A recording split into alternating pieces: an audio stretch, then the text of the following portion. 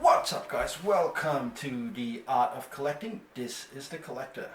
In today's episode, we're going to be talking about basketball cards from the 1990s. Now, if you're watching this, chances are you probably have a stack of cards locked up somewhere in your garage or your basement, and you're wondering how much they are worth. So let's get into it, shall we? The early 1990s. Now, what do you remember from that time? I remember that Microsoft was taking over the world.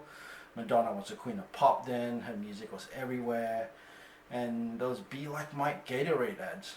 All in all, it was a pretty cool decade. It was also in the early 90s was also when I first got into the hobby. And card shops were springing up everywhere. It was really the in thing to be collecting basketball cards. So for me, it was nothing more exciting than sort of riding up to the shop on my bicycle, getting a pack of cards with my pocket money, pack of foil cards, ripping them open, hoping to find an insert card. And I remember a lot of people telling me, hold on to those cards. They were literally, everyone was saying, they will be worth a fortune in the future.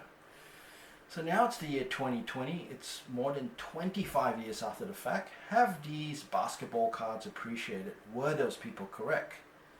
Was it a good investment? At the time of writing, the short answer is no. Majority of the NBA cards from the 90s are worth next to nothing in today's market, barring a few exceptions, which I will talk about a little bit later on at the end of the video. Now, how did this come about? Why are the 90s cards worth so little in today's market 25 years after the fact? The early 90s saw a growing interest in trading cards, and it's not just in the US, but the craze was worldwide. In Australia, it was dominated by basketball cards. Now, because of such widespread interest across the world, this was actually a really unprecedented opportunity for the hobby to connect to a worldwide audience. Unfortunately, card companies, fueled by dollar signs in their eyes, decided to do something completely different, and that was to produce so many cards to match the growing interest in the hobby. Now, in the 1990s, there were 4 card companies that produced NBA cards, and they were Skybox, Upper Deck, Fleer, and Topps. Just think about this for a second. Prior to the 90s, there was only one producer of basketball cards, or at the most 2. So there's really just one set for the collectors to collect. Now, come the 1990s, there are now 4 sets because each company was producing a set on their own. Right? And not only that, seeing that the interest in sports cards were growing exponentially, the card companies decided to produce multiple lines of sports cards in the belief that these products will cater for different segments of the market. I'm really surprised no one talked about cannibalism here. Really the fundamentals of marketing, isn't it? Anyway, I digress. So there was like an entry-level set. It was cheap and affordable. There was like the standard line, and there was a high-end set for someone with a little bit more disposable income to spend on.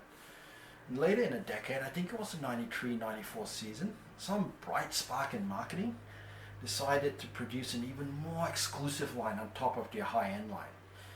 And as you can expect, the other 3 companies followed suit, each wanting a share of the market, a share of the pie, really. Now each company had 4 lines, 4, right? So, for example, for Upper Deck, you had Collector's Choice, which was the entry-level one. You had Upper Deck, which was the name for the standard set, and you had SP, which was the high-end set, and you had SP Championship, which was the even higher end set, if you like. For Fleer, it was Fleer, Jam Session, Fleer Ultra, and so on. You get the drift, right?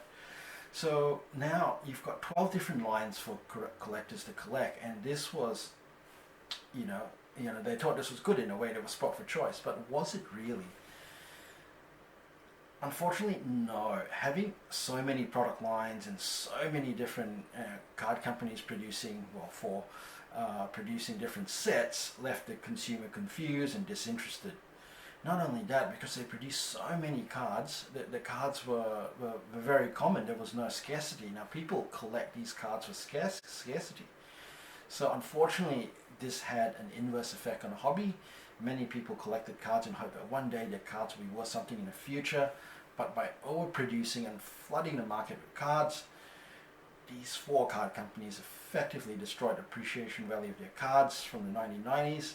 As a result, many collectors left the hobby, some of them for good. And this, my friends, is what happened in the 1990s. It was really an opportunity that went begging for the hobby.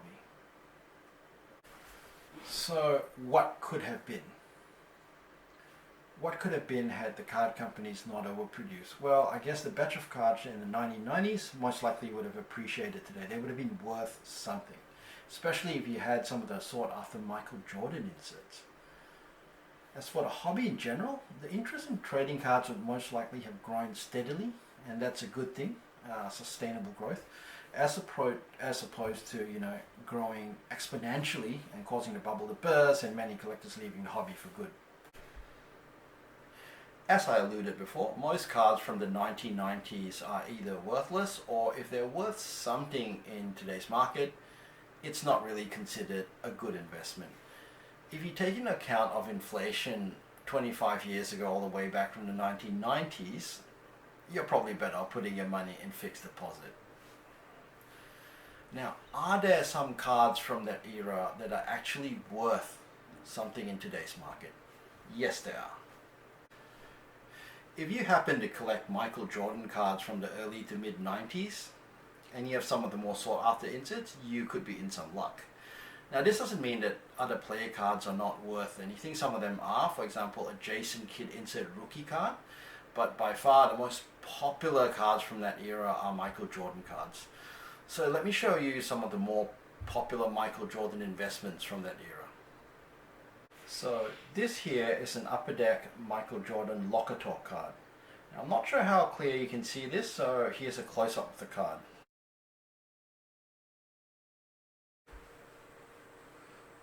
So a PSA 10 of this Michael Jordan Locker Talk card fetches anything from $6,000 to $1,000 on eBay. It's a pretty good investment considering back in the day I bought this for about, I don't know, $20 US. Unfortunately, this isn't a PSA 10. Now let's move along. The next card I want to talk about is the Fleer Ultra Scoring Kings card. Here's a close-up. The Michael Jordan Scoring Kings card from Fleer Ultra 93-94. Now a PSA 10 version of this sold in eBay in January 2020 for $2,500. $2,500. Now back in the day I paid $50 US for this card. It is now worth 30 times the value, or more than 30 times the value. Unfortunately, I don't think this is a PSA 10, but a PSA 8 will sell for about $200 US, a PSA 9 slightly more, maybe 400 to 500. So hopefully it's one of the higher grades. Anyway, moving on. The other card I'm going to show you is the Michael Jordan Power in a Key card from Fleer Ultra Series 2 93-94. Here's a close-up. So this card, a PSA 10 on average sells for around $600 on eBay. However, in January 2020, a Gem Mint version, PSA 10 version, sold for $1,300. So that's not too bad too if you've got one of these. Now, the last card I want to talk about is the Topps Finest Refractor. Here's a close-up. So that card that you just saw, the Topps Finest Refractor, a PSA 9.5 generally averages around $4,000 to $5,000 on eBay. That's pretty good for a piece of cardboard. So yes, there are a few cards that are worth a small fortune from the 1990s era. The challenge though is to find them in gem mint condition. Now there are a few challenges associated with that. One is that collectors back in the day, in the 90s, didn't protect their cards as well as they would, say, compared to today's collectors. They had top loaders, they had binders, they used all that, but kids back in the day would take the cards out, just kind of play with them a little bit and then put them back in. So that meant a lot of the cards from the 90s had sort of scratch marks, some rough edges, dings here and there. They were very minor, but they're good enough to not grade as high as they should. So for example, a PSA 10 might be a 9, a 9 might be an 8, and so on. The second challenge was that back in the day, printers had pretty poor cutting tools. What I mean by that is that their cutting tools were made for cutting tin stock cardboard cards from the early era. So when it came to foil card inserts, and especially the foil card inserts, a lot of them came out from the printers with rough scratch marks on the edges, tears, and that sort of stuff. So basically, you know, a lot of cards would not get a PSA 10 even if it came straight out of the printers. So that's all for today's episode, folks. Now, if you like what you see and you want to see more of this type of content, please leave a like and subscribe to the channel. But for now, this is The Collector signing out.